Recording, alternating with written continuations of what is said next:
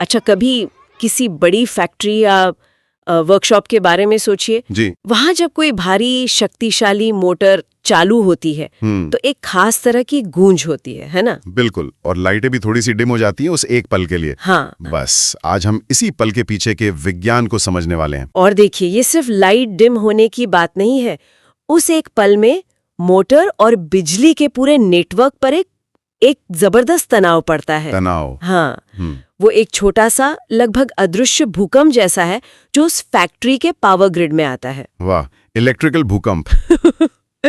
तो इसी भूकंप को संभालने के लिए आज की हमारी चर्चा का विषय है रेजिस्टेंस स्टार्टर्स। और खासकर इसकी सही रेटेड वैल्यू का पता कैसे लगाया जाए, वो भी इंडक्शन मोटर्स के लिए। मिशन है ये समझना कि ये स्टार्टर क्या है, इसकी जरूरत क्यों पड़ती है, और सबसे जरूरी वो जादुई नंबर यानी इसकी रेटेड वैल्यू कैसे निकाली जाती है। और ये सुनने में जितना तकनीकी लगता है उतना ही व्यवहारिक भी है। इसका असर सीधे सीधे मशीनों की उम्र, उनकी कार्यक्षमता और सबसे जरूरी सेफ्टी पर पड़ता है। मतलब ये उस अनदेखे हीरो की कहानी है जो रोजाना लाखों की मशीनों को जलने से बचाता है। आप कह सकती हैं। तो चलिए इसको खोलकर समझते हैं। सबसे पहला और बुनियादी सवाल, हमें एक इंडक्शन मोटर के लिए अलग से स्टार्टर की जरूरत ही क्यों है? मोटर को सीधे पावर सॉकेट में लगाकर चालू क्यों नहीं कर सकते, जैसे हम घर के मिक्सर या पंखे को करते हैं? ये सवाल ही पूरी चर्चा की नींव है। देखिए, जब कोई बड़ी इंडक्शन मोटर रुकी हुई अवस्था से, मतलब 0 स्पीड से चालू होती है, तो वो एक भूखे जानवर की तरह बिजली खींचती है। वो अपने सामान्य यानी रेटेड करंट से कई गुना ज्यादा करंट खींचती है। इसे टेक्निकली स्टार्टिंग करंट या इनर्शिया करंट कहते हैं। कई गुना मतलब कितना ज्यादा? 2 गुना, 3 गुना? नहीं, उससे कहीं ज्यादा।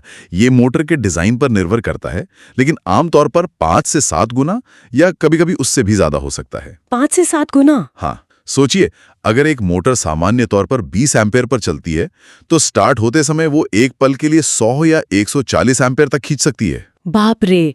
लेकिन ऐसा क्यों? मतलब मोटर के अंदर ऐसा क्या होता है उस एक पल में कि उसे इतनी ज्यादा बिजली की जरूरत पड़ जाती है? बहुत अच्छा सवाल है। देखिए, जब मोटर रुकी होती है तो उसकी वाइंडिंग का प्रतिरोध यानी रेजिस्टेंस बहुत कम होता है।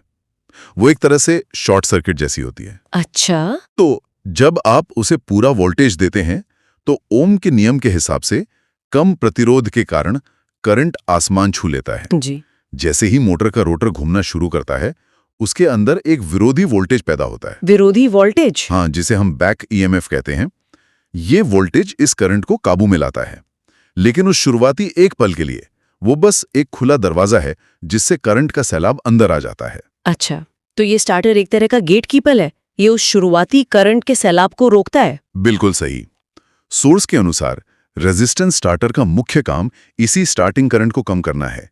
इसके साथ ही वो मोटर और पूरी सप्लाई लाइन की सुरक्षा करता है और एक बेहतर स्मूथ स्टार्टिंग कंट्रोल देता है, ताकि मोटर को अचानक झटका ना लगे। एग्जैक्टली। मतलब ये मोटर के लिए एक शॉक एब्जॉर्बर की तरह काम करता है। बेहतरीन उपमा है। और जैसे गाड़ी का शॉक एब्जॉर्बर आपको गड्ढों के झटके से बचाता है, ये स्टार्टर पूरी फैक्ट्री के इलेक्ट्रिकल सिस्टम को उस शुरुआती गड्ढे यानी वोल्टेज ड्रॉप से बचाता है। ओ, जिसके कारण लाइटें डिम होती हैं। बिल्कुल। लेकिन एक मिनट, क्या एक बड़ा सा रेजिस्टेंस लगाकर हम सिर्फ बिजली बर्बाद नहीं कर रहे? वो तो गर्मी पैदा करेगा।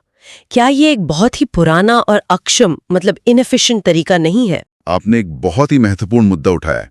हाँ, ये तरीका 100% एफिशिएंट नहीं है, क्योंकि रेजिस्टेंस गर्मी के रूप में ऊर्जा को नष्ट करता है। ये बात सही है, लेकिन इसकी खूबसूरती, इसकी सादगी, इसकी मजबूती और कम लागत में है। ये एक भरोसेमंद मैकेनिकल तरीका है। अच्छा। आजकल आधुनिक सॉफ्ट स्टार्टर्स और VFDs आ गए हैं जो इससे कहीं ज्यादा एफिशिएंट है, लेकिन वो ज्यादा जटिल और महंगे भी होते हैं। कई जगहों पर जहां लागत और मजबूती पहली प्राथमिकता है, रेजिस्टेंस स्टार्टर आज भी सबसे अच्छा विकल्प है। ठीक है, तो हमें इसकी जरूरत और इसके फायदे नुकसान दोनों समझ आ गए। अब उस शब्द पर आते हैं जो सोर्स में बार बार इस्तेमाल हुआ है, रेटेड वैल्यू। ये उस रेजिस्टेंस का मान है? क्या ये कोई स्टैंडर्ड नंबर है जो हर मोटर के लिए एक जैसा होता है? नहीं, बिल्कुल नहीं। रेटेड वैल्यू हर मोटर और हर एप्लीकेशन के लिए अलग होती है। सोर्स इसे बहुत अच्छे से समझाता है। रेटेड वैल्यू उस रेजिस्टेंस का वो सटीक मान है जिसे मोटर के सर्किट में लगाने पर दो चीजें एक साथ होती हैं। एक, मोटर को घूमने के लिए जरूरी शुरुआती बल यानी स्टार्टिंग टॉर्क मिल जाता है, और दूसरा, स्टार्टिंग करंट की मात्रा भी अनुमत सीमा के अंदर रहती है। मतलब ये एक तरह का संतुलन बिंदु है, ना इतना ज्यादा रेजिस्टेंस कि मोटर स्टार्ट ही ना हो पाए और ना इतना कम कि करंट खतरनाक स्तर तक पहुंच जाए। आपने एकदम सही पकड़ा। ये एक संतुलन साधने वाली कला है। और इस संतुलन को साधने वाले कारक क्या हैं? सोर्स ने 4 मुख्य कारकों का जिक्र किया है जो इस गणना की नींव है। पहला है मोटर का रेटेड वोल्टेज V, दूसरा है मोटर का रेटेड करंट I। ठीक है, ये दोनों तो मोटर की नेम प्लेट पर लिखे होते हैं। बिल्कुल, ये दोनों तो सीधे सीधे मिल जाते हैं। ठीक है, और तीसरा और चौथा क्या है? तीसरा है स्टार्टिंग टॉर्क की आवश्यकता। मतलब मोटर को शुरुआत में कितना बल लगाना है, क्या उसे खाली कन्वेयर बेल्ट को घुमाना है या फिर पानी से भरे पंप को। दोनों के लिए शुरुआती बल की जरूरत अलग अलग होगी। सही बात है। और चौथा और शायद सबसे महत्वपूर्ण कारक है अनुमत स्टार्टिंग करंट, मतलब परमिसिबल स्टार्टिंग करंट। अनुमत स्टार्टिंग करंट, ये एक दिलचस्प शब्द है। ये तो ऐसा लगता है कि ये कोई तयशुदा नियम नहीं बल्कि एक चुना हुआ मान है। तो ये कौन तय करता है? क्या ये फैक्ट्री का इंजीनियर तय करता है? बिल्कुल। और वो क्या सोचकर ये तय करते हैं कि 1.5 गुना ठीक है या 2 गुना? सही सवाल। ये मान कई चीजों को देखकर तय किया जाता है। पहला, फैक्ट्री के पावर ग्रिड की क्षमता। अगर ग्रिड कमजोर है या उस पर पहले से ही बहुत लोड है तो आप कम से कम स्टार्टिंग करंट चाहेंगे ताकि दूसरी मशीनों पर असर ना पड़े। हाँ। दूसरा, मोटर से जुड़े मैकेनिकल पार्ट्स की मजबूती। अगर एक झटके से ज्यादा टॉर्क लगा तो हो सकता है कि गियर टूट जाए या बेल्ट फिसल जाए। अच्छा। और तीसरा, सेफ्टी रेगुलेशंस। तो इंजीनियर इन सब बातों को ध्यान में रखकर ये वैल्यू तय करता है। सोर्स एक सामान्य नियम बताता है कि इसे रेटेड करंट का 1.5 से 2 गुना रखा जा सकता है। तो ये चारों चीजें, वोल्टेज, करंट, टॉर्क और हमारी तय की हुई सेफ्टी लिमिट, एक पहेली के 4 टुकड़ों की तरह हैं। तो इन टुकड़ों को जोड़कर हम उस जादुई नंबर यानी सही रेजिस्टेंस तक कैसे पहुंचते हैं? यहाँ पर कोई कॉम्प्लेक्स फॉर्मूला नहीं है, बल्कि वही हमारा पुराना भरोसेमंद ओम का नियम काम आता है। ओ। हाँ, लेकिन ट्रिक ये नहीं है कि फॉर्मूला क्या है। ट्रिक ये है कि V और I की कौन सी वैल्यू इस्तेमाल करनी है। फॉर्मूला है R = VI। R = VI, ठीक है। और यहाँ V है मोटर का रेटेड वोल्टेज। सही। और I है मोटर का रेटेड करंट नहीं, बल्कि वो परमिसिबल स्टार्टिंग करंट जिसकी हमने अभी बात की थी। अच्छा, जिसे हमने खुद चुना है। बिल्कुल, यही सबसे महत्वपूर्ण बिंदु है जो लोग अक्सर भूल जाते हैं। चलिए सोर्स में दिए गए उदाहरण को देखते हैं ताकि ये और साफ हो जाए। मान लीजिए एक मोटर का रेटेड वोल्टेज 400 वोल्ट है। ठीक है, V = 400। और हमने तय किया कि अनुमत स्टार्टिंग करंट 40 एम्पियर से ज्यादा नहीं होना चाहिए। ठीक है, तो I = 40। तो ओम के नियम के हिसाब से R = 400 को 40 से भाग दिया, जिसका मतलब है 10 ओम। मतलब हमें उस मोटर के लिए 10 ओम के रेजिस्टेंस वाले स्टार्टर की जरूरत है। कितना सीधा है। गणना वाकई सीधी है, लेकिन जैसा कि इंजीनियरिंग में अक्सर होता है, गणना से ज्यादा महत्वपूर्ण उसे लागू करने का तरीका होता है। मतलब ऐसा नहीं है कि हम बस एक 10 ओम का रेजिस्टर लगाकर छोड़ देते हैं। सोर्स यहाँ एक बहुत ही महत्वपूर्ण व्यवहारिक बिंदु पर प्रकाश डालता है। हाँ, ये मुझे भी बहुत रोचक लगा। सोर्स में बताया गया है कि रेजिस्टेंस को स्टेप्स में जोड़ा जाता है और मोटर के स्टार्ट होने के बाद धीरे धीरे हटाया जाता है। ऐसा क्यों? जब हमें पता है कि 10 ओम की जरूरत है तो एक बार में ही पूरा 10 ओम का रेजिस्टेंस हटा क्यों नहीं देते जब मोटर थोड़ी गति पकड़ ले? इसका जवाब मोटर के व्यवहार में छिपा है कि वो स्टार्ट होने के बाद कैसे कह सकते हैं बड़ी होती है। सोचिए, मोटर जब शुरू होती है तो वो एक बच्चे की तरह होती है जिसे सहारे की जरूरत है। यही हमारा 10 ओम का रेजिस्टेंस है। ठीक है। लेकिन जैसे ही वो रफ्तार पकड़ती है, वो खुद अपना संतुलन बनाना सीख लेती है। मतलब मोटर चलते चलते बिजली बनाने भी लगती है, एक तरह से। हाँ, क्या बात। ये वो अपने अंदर एक विरोधी वोल्टेज पैदा करती है जिसे बैक ईएमएफ कहते हैं। Back EMF? जी, ये बैक ईएमएफ मोटर का अपना अंदरूनी सुरक्षा गार्ड है जो कहता है ठीक है, अब मैं संभाल लूंगा, बाहरी मदद की जरूरत नहीं। जैसे जैसे मोटर की गति बढ़ती जाती है, ये बैक ईएमएफ भी बढ़ता जाता है और बाहरी करंट को स्वाभाविक रूप से नियंत्रित करने लगता है। अच्छा, अब समझा। तो हम स्टेप्स में रेजिस्टेंस इसलिए हटाते हैं क्योंकि मोटर खुद ही करंट को संभालने का काम करने लगती है। तो हम सहारा तभी हटाते हैं जब मोटर खुद चलने लगती है। बिल्कुल। पहले हमने 10 ओम लगाकर उसे स्टार्ट किया, फिर जब वो 25% गति पर पहुंची तो शायद हमने 3 ओम हटा दिया, फिर 50% गति पर और 3 ओम हटा दिया। हाँ, और पूरी गति पकड़ने पर पूरा रेजिस्टेंस सर्किट से बाहर कर दिया। वाह। स्टार्टर को इसी तरह डिजाइन किया जाता है कि वो गति बढ़ने के साथ साथ रेजिस्टेंस के हिस्सों को एक एक करके हटाता जाए, या तो टाइमर के जरिए या करंट को सेंस करके। इससे मोटर को एक समान टॉर्क मिलता है और गति बहुत ही सहज और नियंत्रित तरीके से बढ़ती है। और अगर हम एक झटके में पूरा रेजिस्टेंस हटा देंगे तो मोटर को फिर से एक करंट का झटका लगेगा और हमारा मकसद ही खत्म हो जाएगा। सही बात है। तो इस पूरी प्रक्रिया का अंतिम नतीजा क्या है?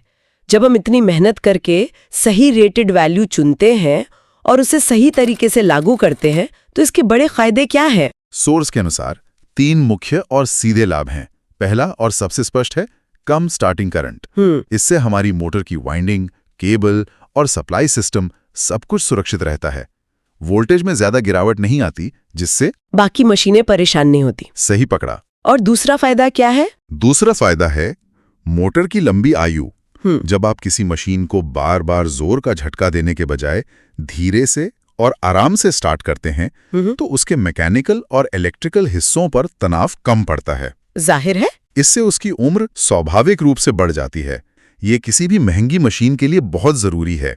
और तीसरा फायदा सीधे उस स्टार्टिंग टॉर्क से जुड़ा है जिसकी हमने बात की थी। जब आप मोटर को स्मूथ स्टार्ट देते हैं तो आप न सिर्फ मोटर को बल्कि उससे जुड़े गियर बॉक्स, कन्वेयर बेल्ट और पूरी मशीनरी को जबरदस्त मैकेनिकल शॉक से बचाते हैं। इससे मैकेनिकल फेलियर का खतरा बहुत कम हो जाता है। तो यह सिर्फ इलेक्ट्रिकल सुरक्षा नहीं बल्कि मैकेनिकल सुरक्षा भी है। तो इसका सार ये है कि रेजिस्टेंस स्टार्टर की सही रेटेड वैल्यू चुनना सिर्फ एक अकादमिक अभ्यास नहीं है, यह मोटर के सुरक्षित और प्रभावी संचालन के लिए बेहद जरूरी है।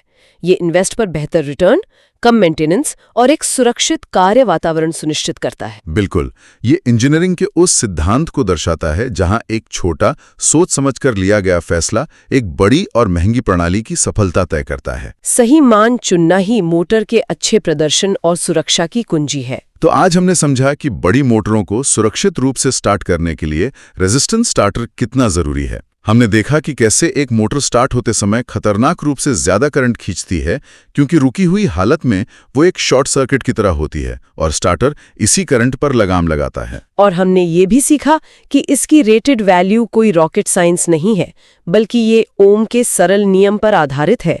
लेकिन चालाकी इस बात में है कि हम करंट की कौन सी वैल्यू इस्तेमाल करते हैं। रेटेड करंट नहीं, बल्कि वो परमिसिबल स्टार्टिंग करंट, जो कई व्यावहारिक बातों पर निर्भर करता है। और सबसे खास बात जो मुझे लगी वो ये कि ये एक एडेप्टिव सिस्टम है। हम रेजिस्टेंस को स्टेप्स में हटाते हैं क्योंकि मोटर गति पकड़ने के साथ साथ बैक ईएमएफ के जरिए खुद ही करंट को नियंत्रित करना सीख लेती है। ये मोटर की हैंड होल्डिंग करने जैसा है जब तक कि वो खुद अपने पैरों पर खड़ी ना हो जाए। बिल्कुल, और यही इस सोर्स का सार है कि इंजीनियरिंग में सही गणना सिर्फ अकादमिक नहीं होती, उसका सीधा असर मशीन की सेहत और प्लांट की सुरक्षा पर पड़ता है। ये ज्ञान का एक छोटा सा टुकड़ा है, लेकिन इसका औद्योगिक अनुप्रयोग बहुत बड़ा है। इस पूरी चर्चा ने मेरे मन में एक दिलचस्प सवाल खड़ा किया है। बताइए। हमने आज रेजिस्टेंस स्टार्टर की बात की, जो करंट को नियंत्रित करने के लिए प्रतिरोध का उपयोग करता है। मतलब बिजली के रास्ते में एक रुकावट डालकर ऊर्जा को गर्मी में बदलता है। हाँ, जो जैसा कि हमने चर्चा की सबसे एफिशिएंट तरीका नहीं है। सही। तो सोचने वाली बात यह है कि बड़ी मोटरों को स्टार्ट करने के और भी तरीके क्या हैं, जैसे कि स्टार डेल्टा स्टार्टर या आधुनिक सॉफ्ट स्टार्टर, और वीएफटीज कैसे काम करते होंगे। एक बहुत ही अच्छा सवाल है। उनके पीछे का सिद्धांत इस प्रतिरोध वाले तरीके से कितना अलग है? क्या वे इससे बेहतर हैं या बस अलग-अलग परिस्थितियों के लिए बने हैं? इस पर आगे सोचा जा सकता है।